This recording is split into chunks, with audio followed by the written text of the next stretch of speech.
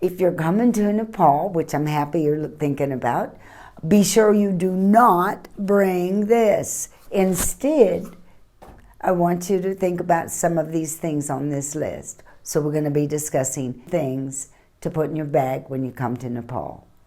The first thing I want you to think about is arch support insoles. So there are no shoes here with insoles, pretty much. They're all just flat-footed. So you'll want to have these if you need to replace your good shoes that have support. Also, if you have big feet, you really need to make sure your shoes are going to last you till you get home. There's just not very many big sizes. So it would be expensive and take a lot of, maybe a day or two to find. The second thing to bring from home, if you're coming to Nepal, is rechargeable batteries. And rechargeable batteries are available in Kathmandu for under $10 with the charger, so you don't have to worry about that. So please bring them from home or plan on buying them here. Actually, this environmental impact that tourism has is the darker side of the industry. So please do be responsible. Number 3, used children's books. Please don't bring new books, pens, pencils, or paper. Those are really cheap here in Kathmandu. But we need good children's books used because there's not a great selection, and we need them in English. Also, self-help books on codependency.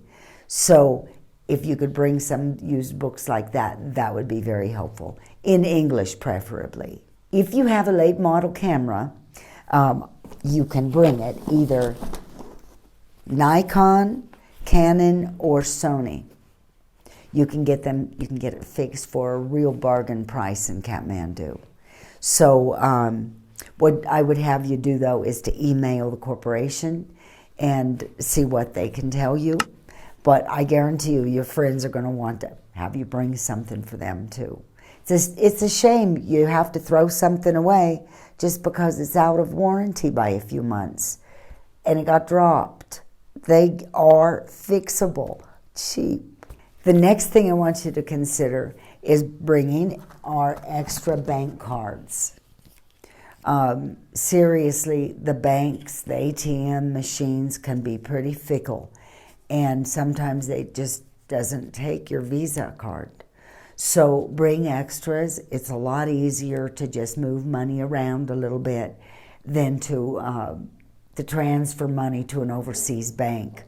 I tried it, it didn't work real well. You can check out for that video. Next, if you have a 3-4-year-old mobile that you've replaced with 2 SIM cards, you can bring it. It could save someone's life. You can donate it. The women in the village really need mobile phones.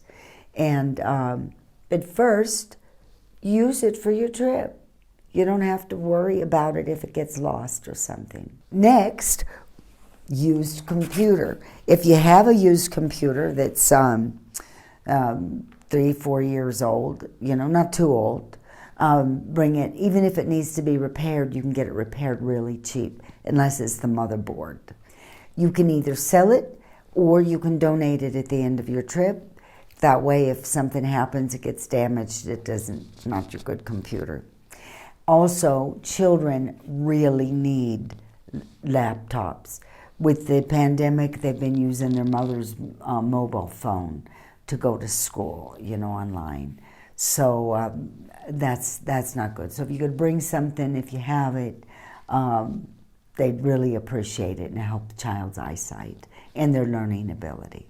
Next is, way to go, tampons.